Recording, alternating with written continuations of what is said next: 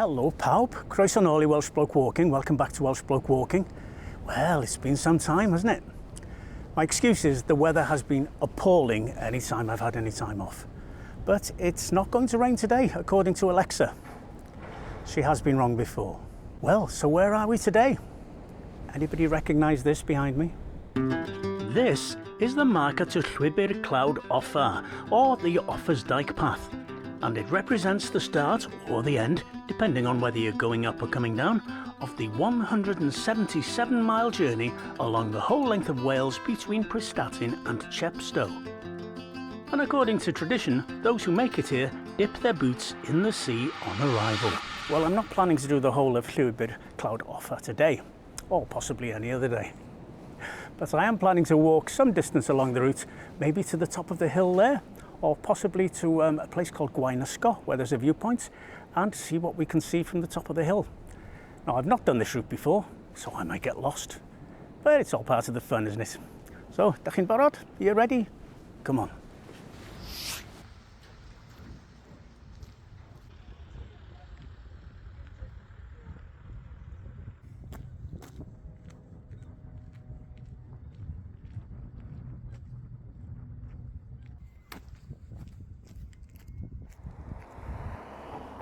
Well, our first task is to get to the other side of town, which is a mile or so this way.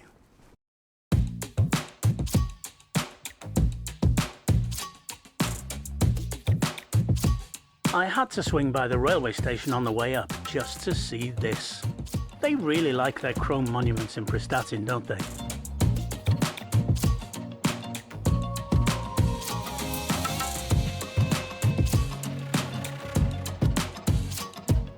For a seaside town, the streets seem to be eerily quiet.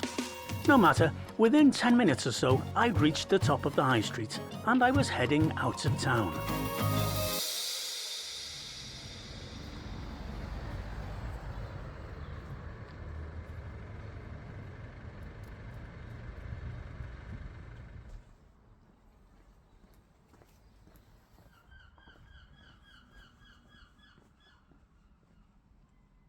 Well, this is a very pretty road, I have to say, and a very posh area, in case you hadn't noticed.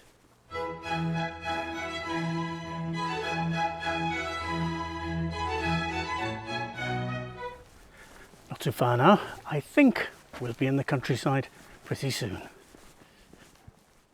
On the post above us, we can see an acorn sign, showing us that we are still on Llwybr Clawd Offa, the Offa's Dyke path. Just this steep bit to go, and I can see the welcome sight of grassland and trees ahead of me. And just over the road, I find this grassy area with a rather nice sculpture in it. Come and take a look around it.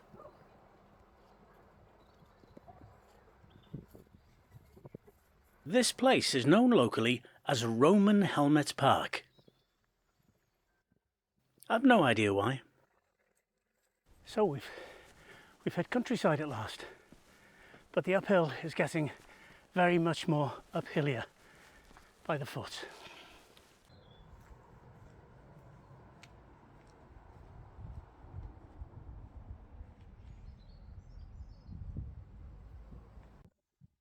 But to be honest, if you start your hillside walk from actual sea level, there is going to be a lot of uphill involved, isn't there? Now here's an interesting place. What do you think that dome was for? My guess is an observatory.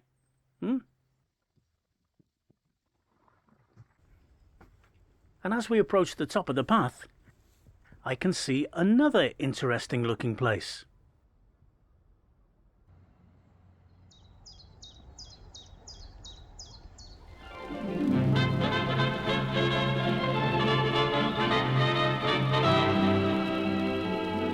This viewing platform is a listed building, and it was built in 1929 on the site of a former quarry by unemployed labourers who had agreed to work for food parcels. It was the golden age of motoring. And as this was the highest point on Prestatyn Hill that could be reached by car, it was thought that this would be an ideal draw for those well-off motorists to the new seaside resort of Prestatyn. You may have noticed two figures staring out from the parapet. These figures are carved from wood by local chainsaw artist Simon O'Rourke. Let me introduce you. And this is Hazel, or it could be Oak, I'm not really good with wood. She is dressed as a 1920s motorist because she represents the 1920s motorists that used to come up here to take in the view.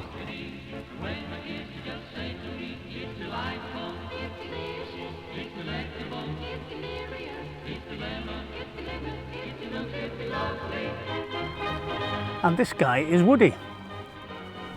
And he is dressed as a hiker because he represents the hikers that stream past here every day using Llwybr Clawd Offa, the Offa's Dyke path. Which reminds me, I should get back on it.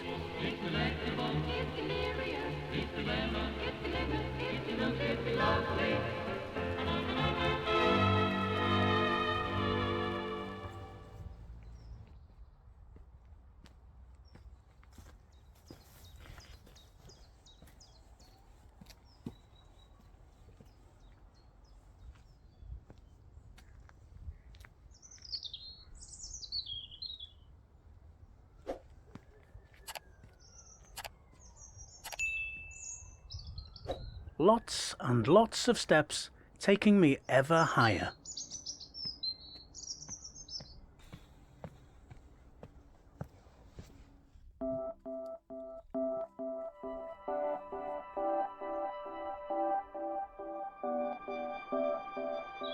A gap in the hedges gives us an excellent view of the Gwyntamore offshore wind farm, 15 kilometres away.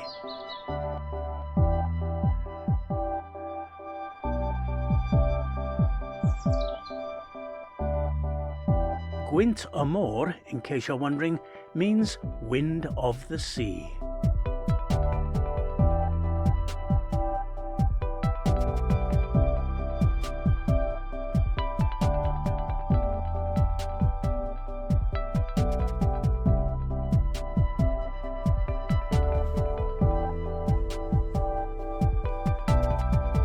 One of the best things about spring is the glorious show of wildflowers everywhere you look.